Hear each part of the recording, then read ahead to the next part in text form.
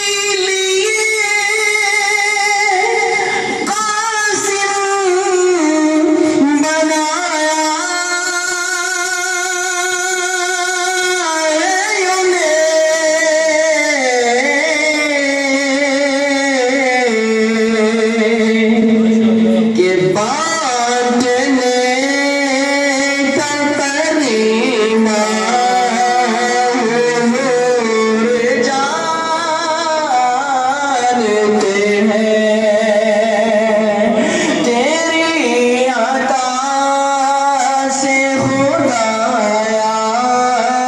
حضور جانتے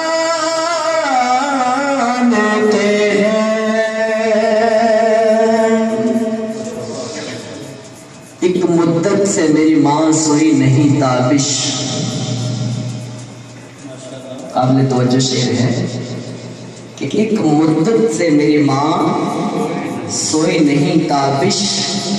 ایک بار کہا تھا کہ ماں مجھے نیند نہیں آتی. سبحان اللہ.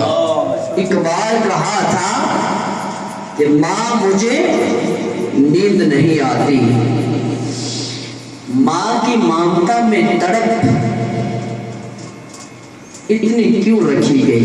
آئیے پہلے یہ بات سماعت فرمائیں، بعد میں انشاءاللہ قرآن کی آیت کا ترجمہ کرتا ہوں کہ ماں کی ممتا میں اتنی تڑپ کیوں رکھی گئی.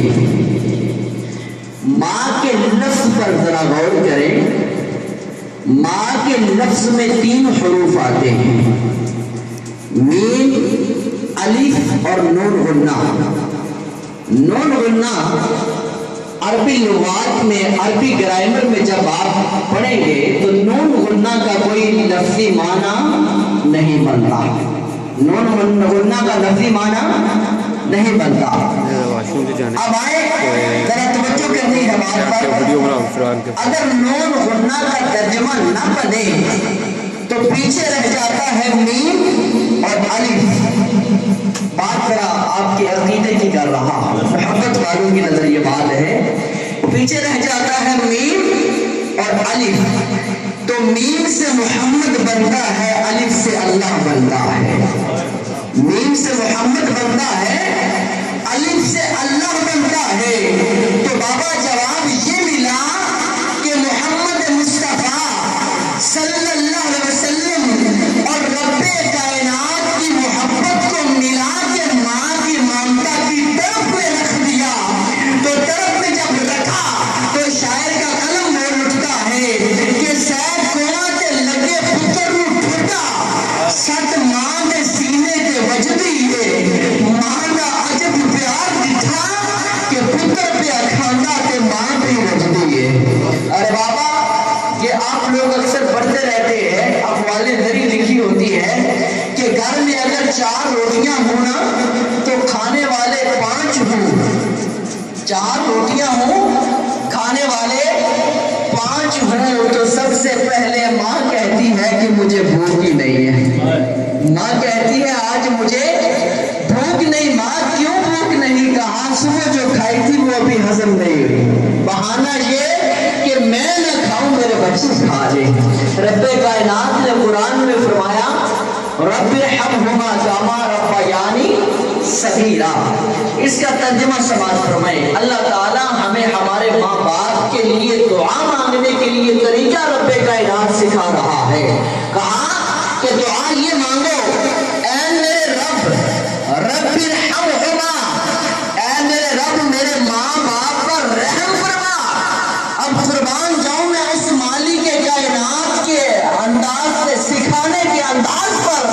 कहा कि ये दुआ माँ बाप के लिए मांगा करो कि ऐ मेरे रब अरहमहुमा, मेरे माँ बाप पर रहम फरमा। कमा रब्बा यानी सगीरा, जैसे बचपन में मेरे माँ बाप ने मेरा रब बनकर मुझे पाला है। अब सवाल पैदा होता है कि रब जो है वो माँ बाप के नाम के लिए भी कुरान में रब का लफ्ज इस्तेमाल हुआ। किसी आशिक ने कहा कि मेरा एक रब अल्लाह है और दूसरा रब मेरा हुसैन है। तो सवाल करने वालों ने कहा कि तूने शिर्क कर दिया। कहा बाबा शिर्क की बात नहीं, बात अकीदे की है। अल्लाह का नाम अल्लाह है, रब उसकी सिफ्त है, वो पालने वाला है। अरे रब की सिफात बंदों में भी पाई जाती है। अगर मेरा रब पालता है तो उसके बंदे भी बंदों को पालते हैं। यहाँ कुरान में रब ने फरमाया कि मैं भी तुम्हारा रब हूँ, तुम्हारे माँ बाप भी तुम्हारे रब हैं। जो पालने वाला होता है वो तुम्हारा रब होता है। अल्लाह फरमाता है इसलिए उनके लिए दुआ किया करो। टाइम बहुत मुख्तसर है इसलिए मैं लंबी गुफ्तगू नहीं करूँगा। आइए 1-2 हदीस पाक की तरफ ले जाता हूँ और बात को इख्तिताम की तरफ लाऊंगा। मेरे लजपाल करीम आकर सलाम ने इस हदीस पाक को रवायत फरमाया, लिखा साहबा किराम ने जो है वो हदीस की किताबों में आइमा इकराम ने लिखा हुआ है कि सैयदना मूसा अलैहिस्सलाम ने अल्लाह की बारगाह में सवाल किया कि मेरे मालिक क्या तू मुझे ये बता सकता है कि जन्नत में मेरा पड़ोसी मेरा हमसाया कौन होगा।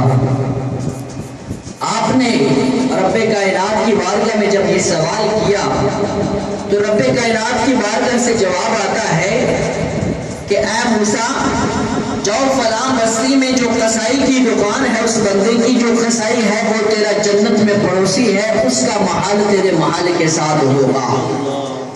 मूसा अलैहिस्सलाम ने कहा जन्नत में तो बाद में जाना है लेकिन मैं अभी दुनिया में जरा अपना पड़ोसी तो देख कर आऊं, मेरा पड़ोसी कैसा है जन्नत में।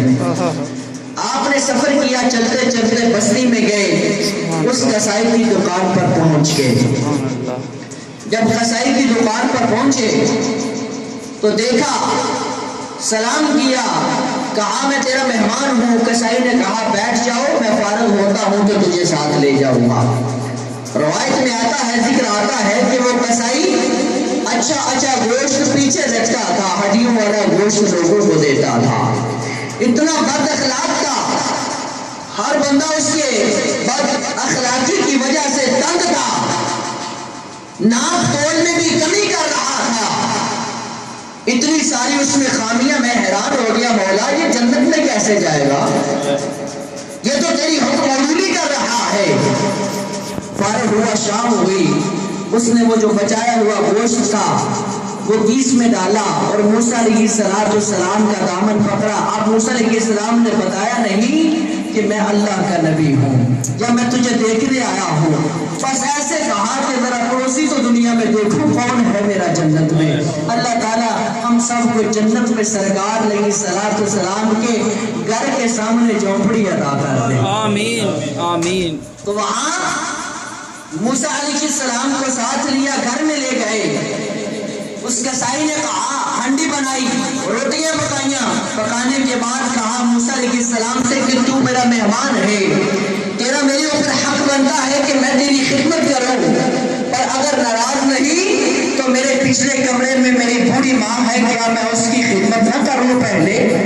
موسیٰ علیہ السلام نے کہا ہاں میں تجھے اجازت دیتا ہوں. اب وہ بندہ گوشت اٹھاتا ہے، روٹیاں اٹھاتا ہے اور پچھلے کمرے میں جاتا ہے اور جا کر ماں کے قدموں کو چومتا ہے. اللہ تعالیٰ ہمیں بھی توفیق عطا فرمائے. ماں کے قدموں کو چومتا ہے. چومنے کے بعد وہ بندہ اپنے منہ میں روٹی کا ٹکڑا توڑ کر اس کے اوپر گوشت کا ٹکڑا رکھتا ہے، اپنے منہ میں ڈالتا ہے. دانتوں میں چبانے کے بعد اپنے منہ سے وہ انوالا نکال کر اپنی ماں کے منہ میں ڈالتا ہے. ماں آنکھوں سے نبیلی ہے، ماں کے منہ میں دانت نہیں ہے، ماں چل نہیں سکتی، اتنی ضعیف العمر ہے، اتنی بوڑھی ہے، اور جب وہ انوالا منہ میں ڈالتا ہے تو ماں کے منہ سے ہر انوالا ڈالنے کے بعد جو دعا نکلتی تھی وہ یہی دعا تھی کہ میرے مولا میرے بیٹے کو جنت میں موسیٰ کا ہمسایہ بنانا، میرے بیٹے کو جنت میں موسیٰ علیہ السلام کا ہمسایہ بنانا. اب یہی دعا ہر انوالے کے بعد نکلتی تھی. یہ دعا جب موسیٰ علیہ السلام نے سنی تو موسیٰ علیہ السلام چھپ کر دیکھ رہے تھے کہ اس کا کون سا ایسا عمل ہے کہ نبی کا پڑوسی بنائے گا اس کو. جب یہ دیکھا کہ ماں کے ہر انوالے پر دعا سنی تو موسیٰ علیہ السلام نے کہا کہ اس کے اعمال کے سبب یہ بندہ جہنمی تھا، پر قربان جاؤں میں رب کی رحمت پر کہ ایک ماں کی خدمت کا صدقہ ماں نے کہا کہ جنت میں موسیٰ کا پڑوسی بنا دے. تو رب کائنات نے ماں کی دعا کو میرا نہیں کہا، برا ہے تو لاکھ برا ہوگا، پر میری اپنی ماں کی تو خدمت کر رہا ہے، اپنی ماں کی تو خدمت کر رہا ہے. موسیٰ علیہ السلام سمجھ گئے، اسی لیے کہا کہ جنت ماں کے قدموں کے نیچے ہے. عورت کے 4 روپ ہوتے ہیں. سب سے پہلے عورت بیٹی بن کر آتی ہے، رحمت بن جاتی ہے، پھر بہن بن کے آتی ہے، اس کے بعد بیوی اگر نیک ہو تو رب کی سب سے بڑی رحمت ہے، رب کی نعمت ہے، اور اس کے بعد چوتھا درجہ عورت کا ماں بننے کو آ جاتا ہے. اگر عورت بیٹی ہو تو جنت قدموں کے نیچے نہیں ہے، اگر عورت بہن ہو تو جنت قدموں کے نیچے نہیں ہے، اگر وہی عورت بیوی بن جائے تو جنت قدموں کے نیچے نہیں آئے گی.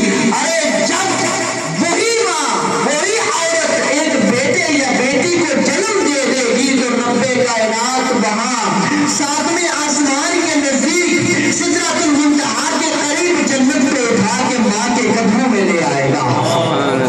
ارے جب بیٹی تھی، بہن تھی، بیوی تھی، قدموں کے نیچے جنت نہ تھی، وہ جنت کیوں آ گئی؟ آؤ ذرا وہ بھی بتا دیتا ہوں. 4 عورت کے روپوں میں ایک روپ میں جنت آ جاتی ہے، اس لیے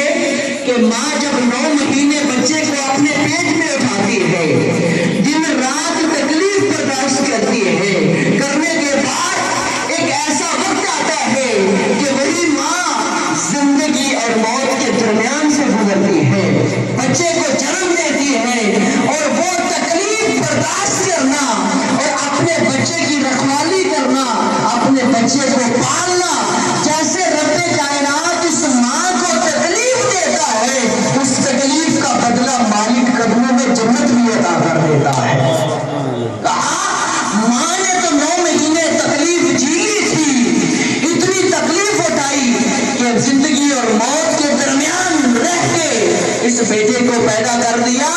اب یہی بیٹا جس ماں نے یا بیٹی جس ماں نے جنم دیا ہے، اتنی تکلیف برداشت کی ہے، اس پر واجب کر دیا کہ اس تکلیف کے بدلے پوری عمر جنہوں نے تجھے پالا پوسا، ارے جنت تجھے میری بارگاہ سے نہیں، ماں کی خدمت کر، وہاں سے جنت مل جائے گی. میرے آقا علیہ السلام نے فرمایا صحابہ سے کہ صحابہ اگر میری ماں زندہ ہوتی، اگر میری ماں زندہ ہوتی، عشاء کی نماز میں جماعت کرا رہا ہوتا، پیچھے صحابہ کی کتاریں ہوتی، میں عشاء کی نماز کے لیے کھڑا ہو جاتا، تو میری ماں کھڑکی کھول کے پردہ ہٹا کے مجھے آواز دیتی کہ یا محمد تعال. آقا نے فرمایا اپنی نماز چھوڑ کے ماں کے قدموں میں چلا جاتا، نماز بعد میں مکمل کر لیتا. آقا علیہ السلام بیٹھے ہیں، صحابہ کے پاس ایک عورت برقع پوش خاتون آتی ہے. میرے لجپال آقا علیہ السلام کھڑے ہو جاتے ہیں. جب کھڑے ہو گئے اپنے کندھوں سے کملی کو اتارا، نیچے بچھا دیا. نیچے جب بچھایا عورت تھوڑی دیر بیٹھی، بوڑھی ضعیف العمر اور عورت تھی. بیٹھنے کے بعد جب چلی گئی کچھ گفتگو ہوئی. صحابہ نے پوچھا آقا یہ کون خوش قسمت عورت تھی جس کے لیے آپ ادب سے کھڑے ہو گئے، جس کے قدموں میں آپ نے کملی کو بچھا دیا. وہ کملی جس کملی کے نیچے جبرائیل اڑ اڑ کے تھک جائے تو کملی کی انتہا نہ ہو. وہ کملی جس کو چومنے کے لیے صحابہ اکرام ترستے ہوں، وہ اس عورت کے قدموں میں آقا آ گئی. یہ عورت کون تھی؟ میرے آقا نے فرمایا اے صحابہ اس عورت کی چھاتی سے میرے مالک نے مجھے دودھ دیا ہے، یہ میری ماں ہے، اس کی چھاتی سے میں نے دودھ پیا ہے، تو یہ میری ماں ہے. صحابہ اکرام رضوان اللہ علیہم اجمعین یہ پیغام بھیجتے ہیں آقا کی طرف سے، جس ماں کی چھاتی سے دودھ ملے، کملی والا جس کملی کی قسم خدا قرآن میں اٹھاتا ہے وہ کملی بچھا دیتا ہے. ارے اس کملی پر اس عورت کے قدم لگتے ہیں. اگر آقا کی خود والدہ جس ماں نے آقا کو پیٹ میں رکھا وہ زندہ ہوتی تو آقا اس کا ادب کیسے کرتے؟ یہ کملی والے نے سکھایا ہے. صحابی آئے، عرض کی آقا جہاد پہ جانا چاہتا ہوں. میرے آقا علیہ السلام نے فرمایا گھر میں کون ہے؟ عرض کی بوڑھے ماں باپ ہے. آقا نے فرمایا جا ان کی خدمت کر تیرا جہاد ہو گیا، ان کی خدمت کر تیرا جہاد ہو گیا. حضرت اویس قرنی کو یہ مقام، اب ٹائم مختصر ہے، لمبی گفتگو تفصیل سے نہیں ہو سکتی. حضرت اویس قرنی رضی اللہ تعالیٰ عنہ کو یہ مقام کیسے ملا؟ ارے آپ تابعی ہیں، آقا کے زمانے میں ہو کر بھی آقا کو نہ دیکھا، آقا کے زمانے میں ہو کر بھی آقا کو نہ دیکھا. ماں نے کہا تھا بیٹا گھر جانا مسجد میں نہ جانا، گھر جانا کہیں اور نہ جانا. اویس قرنی آئے، گھر میں پتہ کیا محمد کہاں ہے، محمد کہاں ہے؟ جواب ملا کہ محمد مصطفیٰ تو مسجد میں ہے. اب مسجد نبوی شریف کہاں ہے؟ سامنے تو مسجد ہے، پر ماں کا حکم یاد آ گیا. کہا بیٹا گھر جانا اور کہیں نہ جانا. ارے محمد مصطفیٰ مسجد کے محراب میں بیٹھے ہیں، 2 قدم کا فاصلہ ہے، جاتے تو کملی والے کا وقت تو ہاتھ چہرہ بھی دیکھ لیتے، صحابی بن جاتے. پر کہا نہ، ماں نے حکم دیا تھا کہ محمد گھر مل جائے تو مل آنا، نہ گھر میں ہو تو کہیں اور نہ جانا. پھر یاد تڑپائی یار کے دیدار کے لیے، کہا ماں دیکھو یار کو. ماں نے کہا بیٹا تجھے پتہ میں بوڑھی ہوں، تیرے بغیر میرا کوئی سہارا نہیں ہے، تو لیٹ نہ ہونا، مسجد میں جانا، محمد صلی اللہ علیہ وسلم مسجد میں ہوئے تو مل کے آ جانا، اگر مسجد میں نہ ہوئے تو واپس آ جانا. آپ گئے دوسری مرتبہ مسجد میں پہنچے تو جواب ملا سرکار ابھی گھر تشریف لے گئے ہیں، سرکار ابھی ابھی گھر تشریف لے گئے ہیں، کہا یہ سامنے دروازہ ہے، کیوں نہ ہو کہ کھٹکھٹاؤں؟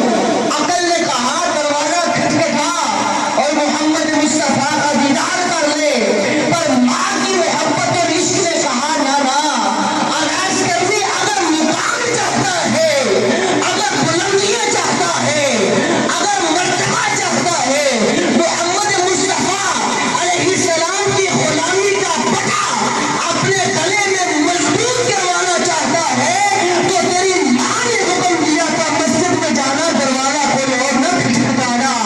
اویس واپس چلا گیا، قبلی والے نے گھر آ کے عائشہ سے پوچھا کوئی آیا تھا؟ کہا ہاں، اویس نامی شخص کرم سے آیا تھا، یمن سے۔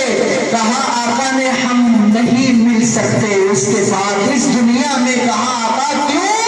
فرمایا وہ ماں کی خدمت کرتا ہے، اس کی ماں کی خدمت کی وجہ سے رب کائنات انہیں اس کو یہ مقام عطا کیا ہے کہ جب صحابہ جہاں بھی اویس ملے اس سے اپنی بخشش کی دعا کرا لے گا، جس کے لیے اویس کبھی ہاتھ اٹھا دے گا رب کائنات اس کی بخشش کرنے پر مجبور ہو جائے گا۔ یہ بابا مقام کیسے ملا؟ یہ ماں کی خدمت کا صدقہ ملا۔ ان سے پوچھو جن کی مائیں نہیں ہیں، اور ان سے ذرا پوچھو جو بیویوں کے کہنے پر ماں کو، وہ کیا ہوتے ہیں جہاں چھوڑ آتی ہے ماں کو، بوڑھوں کو چھوڑ آتے ہیں، اولڈ ہاؤس، ان سے ذرا پوچھو، ان ماؤں سے ذرا پوچھو جن ماؤں نے اپنے بچوں کو پیدا کیا، پالا پوسا، جب دولنے بنا کر گھر لے آئی تو ماں کو نکال دیا۔ ان ماں سے ذرا پوچھو جب ان کے پاس ٹیلی ویژن پہ آپ پروگرامز دیکھتے ہیں، وہ مائیں پھر بھی دعا کرتی ہیں، میرے مالک اگر انہوں نے ہمیں اولاد نے گھر سے نکال دیا ہے پر تو ان کو تکلیف نہ آنے دینا، وہ ماں پھر بھی دعا کرتی ہے۔ ماں کی دعا اور بد دعا میں کوئی پردہ نہیں ہے۔ ماں دعا کرے تو رب اسی وقت قبول کر لیتا ہے۔ یہ ماں کو اتنا مقام، اتنا درجہ، اتنا مرتبہ کیوں ملا؟ وہ ایک رات، وہ ایک لمحہ جو ماں نے آپ کو پیدا کرنے میں تکلیف برداشت کی تھی، اس تکلیف کا بدلہ رب کائنات میں کرنے قدموں میں جنت رکھتی ہے۔ ہر اولیاء کرام نے یہ حق ان کا شیوا رہا کہ ماں کی خدمت کا پیغام دیتے رہے۔ اس دنیا میں انسان کی دو مائیں ہوتی ہیں، ایک وہ ماں جس نے آپ کو پیدا کیا ہوتا ہے، ایک وہ ماں بن جاتی ہے جو آپ کی بیوی کی ماں ہے۔ اللہ تعالی ہمیں ان کا ادب اور احترام کرنے کی توفیق عطا فرمائے۔ ٹائم بہت تھوڑا ہے، دل تو کرتا ہے کہ اس موضوع کو ختم ہی نہ کروں، چلتا رہے چلتا رہے چلتا رہے، پر کیا کرے کہ دنیا نے قید لگا دی ہوئی ہے۔ اللہ تعالیٰ یہ دعا کرے کہ کہنے اور سننے سے زیادہ ہم سب کو عمل کی توفیق عطا فرمائے۔ یہ دور بڑا پرفتن دور جا رہا ہے دوستو، ایمان کو بڑا خطرہ ہے۔ آقا نے فرمایا ایمان اس طرح لوگ لے کر اپنے ہاتھوں پہ ایمان اس طرح بچانے کے لیے نکلیں گے جس طرح اپنے ہاتھ پہ کوئلہ آگ کا رکھا ہوا ہوگا، اس طرح ایمان کو خطرہ لاحق ہو جائے گا۔ اتنا جو ہے مشکل ایمان بچانا ہو جائے گا۔ بازاروں میں جاؤ گے، روڈوں پہ نکلو گے، جدھر جاؤ گے آپ کے ایمان کو خطرہ ہوگا۔ آقا سے صحابہ نے پوچھا آقا اگر وہ زمانہ ہم پائیں تو کیا کریں؟ میرے آقا نے فرمایا اگر تم لوگ وہ زمانہ پاؤ تو ایسا کرنا، کسی اللہ کا ذکر کرنے والی جماعت کے ساتھ مل جانا۔ ارے جو جماعت کے ساتھ مل جائے گا اس کا ایمان بچ جائے گا۔ اسی لیے آخری بات کر کے اجازت چاہتا ہوں۔ آقا اسلام نے فرمایا من تمسک بسنتی عند فساد امتی لہو اجرہ مئۃ شہیدا۔ آقا نے فرمایا جو بندہ میری ایک سنت کو زندہ کرے گا، اس زمانے میں زندہ کرے گا جس وقت کوئی سنت رکھے گا، اگر کوئی داڑھی رکھ لے گا تو لوگ داڑھی پر فتوے دیں گے، اگر کوئی بندہ بیٹھ کر پانی پیے گا اس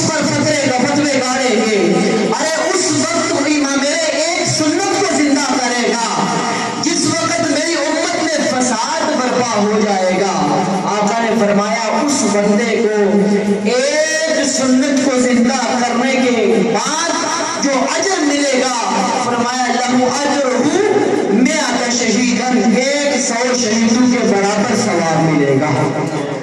تو دوستو اللہ والوں کی محفلوں میں بیٹھا کرو، ایمان تازہ ہو جاتا ہے، دل کو سکون مل جاتا ہے، اور سکون کا سانس تب آتا ہے جب کسی اللہ والے کے سینے کے ساتھ سینہ ملاؤ تو دل کو سکون ملے تو سمجھ لو کہ یہ اللہ والا ہے۔ اگر سکون نہ ملے تو یہ دنیا دار ہے۔ دنیا داروں کی ہم عزت ادب احترام کرتے ہیں، بڑا پتہ ہے کیوں؟ ہمیں لالچ ہوتا ہے، لالچ ہوتا ہے، اور یار یہ کبھی کام کر آ جائے گا ہمارے، اٹھ کے گیا گاڑیاں نکالنا شروع کر دی، کام کر دیا، کام ہو گیا چھوڑ دیا، نہ ہوا پھر بھی چھوڑ دیا۔ پر یاد رکھو اللہ والوں سے لگا لو گے تو نہ یہ تمہیں ادھر چھوڑیں گے نہ قیامت کے روز چھوڑیں گے۔ ارے یہ ایسی سنگتیں ہیں جو دنیا میں بھی تمہیں محمد مصطفیٰ کے در کا صدقہ حق کی بارگاہ میں جھکانا سکھائیں گے۔ ارے اولیاء کے درباروں پہ چلے جاؤ، اللہ والوں کے پاس چلے جاؤ تو کیا پیغام ملے گا؟ یہ ضربہ لائی جا جنہیں منظر یار بنائی جا، اور اللہ یہ ضربہ لائی جا، کرتے کرتے اللہ اللہ کرتے کرتے نظر آیا مجھے، میں جب میں گم ہوا تو پھر نظر آیا مجھے۔ ارے یہ اللہ کی ضربیں، اللہ کے ذکر کی ضربیں اسی لیے لگوائی جاتی ہیں۔ پچھلے سال کی بات ہے، میرا وعدہ تھا جو وہ تو پورا ہو گیا، لیکن میں نہ اللہ کے ولی کی کرامت زندہ سناتا ہوں پچھلے سال ہی۔ حضرت صاحب کے گھر پر پیر بھائی ہیں، وہ یا تلق والے ہیں، پیر وکیل صاحب جی آپ کے پیر بھائی ہوں یا نہ بھی ہوں، سلسلہ تو ایک ہی ہے نا جی، راستہ ایک ہی ہے۔ وہ آئے ہوئے تھے تو آپ حیران ہو جائیں گے، مجھے بڑا نا دل کو شوق آیا ان کو ملنے کے لیے، زیارت کے لیے۔ تو پروانیہ میں وہ جو ہے وہ اپنا رائش پذیر تھے، ایک فیملی تھی ان کے گھر میں، تو میں دیدار کے لیے گیا، زیارت کے لیے گیا، اللہ کی رضا کی خاطر چلو اللہ والا کو آیا ہے زیارت کرتے ہیں۔ میں دروازے سے انٹری کی، جب داخل ہوا تو وہیں پہ بیٹھ گیا، تو انہوں نے کیا کہا کہ بیٹا آپ ادھر نہیں، آپ ادھر آ کے میرے پاس بیٹھو۔ اللہ والے جو ہے نا وہ چہروں کو نہیں دیکھتے، سمجھ آ رہی ہے بات؟ مجھ سے بڑے، میں تو بڑے بڑے خوبصورت نوجوان بیٹھے ہوئے تھے، سب کو چھوڑ کے مجھے کہا ادھر آ کے بیٹھو، اپنے پاس کرسی کے ساتھ بٹھا لیا، کہا اللہ کا ذکر کرتا ہے، خاموشی سے زبان بند، ناک میں جس طرح ذکر کراتے ہیں آپ کو پتہ ہے، آپ بھی کرتے ہیں، اللہ اللہ بس منہ باندھا ہے اور گردن اپنی ہلا رہے ہیں، اور ذکر اپنے جو ہے وہ خفی ذکر جاری ہے، ذکر قلبی جس کو خفی ذکر بھی کہا جاتا ہے وہ جاری ہے۔ اب میں نے بھی ذکر کرنا شروع کر دیا۔ میرے مرشد نے مجھے کہا کہ آپ جو ہے نا، میرے مرشد کا ذکر اللہ ہوں، ہم بھی نقشبندی ہیں، کہا کہ بس خاموش رہ کے زبان بند کیا کرے، اللہ ہوں کا ذکر اللہ کیا۔ یہ میرے مرشد کا ذکر ہے، اور ذکر وہی ہوتا ہے جو مرشد ادا کرے وہ کرنا چاہیے۔ میں پاس بیٹھا ذکر کر رہا تھا تو پیر وکیل صاحب نے میرے کندھے پہ ہاتھ رکھا، سمجھ آئی ہے جی؟ ذرا توجہ سے سننا، میرے کندھے پہ ہاتھ رکھ کے مجھے کہا بیٹا اردو زبان میں انگلش اچھی نہیں لگتی، اردو زبان میں انگلش کی ملاوٹ اچھی نہیں لگتی، پنجابی میں انگلش کی ملاوٹ اچھی نہیں لگتی، سارے اللہ اللہ کر رہے ہیں، آپ اللہ ہوں کر رہے ہیں، کیوں آپ بھی اللہ اللہ کریں؟ سمجھ آ رہی ہے بات کی جی؟ میرا منہ بند، زبان بند، آنکھیں نیچے، ایسے جھک کے میں اللہ جو ہے نا اسی طرح میں بھی اللہ اللہ ہوں کر رہا تھا، لیکن آواز نہیں آ رہی تھی۔ سمجھ آ رہی ہے بات کی جی؟ آواز نہیں آ رہی تھی، اسی لیے کہتے ہیں کہ اللہ والے جب بھی دیکھتے ہیں دلوں کو دیکھتے ہیں۔ ناؤ کیا آپ شعر پڑھتے ہیں؟ ناؤ دل دیکھتے نہ مکھڑا نہ مکھڑے دا دل دیکھتے، اللہ والے جدوں بھی دیکھتے دل دیکھتے۔ اللہ تعالیٰ اظہر صاحب کو اجر عظیم عطا فرمائے، جنہوں نے اتنا پیارا اپنی ساسو ماں کے لیے پروگرام کو سجایا۔ اللہ تعالیٰ انہیں صبر جمیل عطا فرمائے.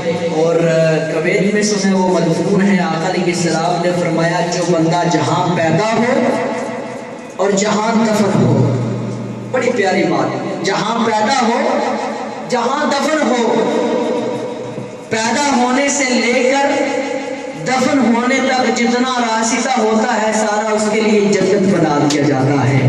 وما علیہ الا البلاغ المبین. ملتمس جناب قبلہ حضرت علامہ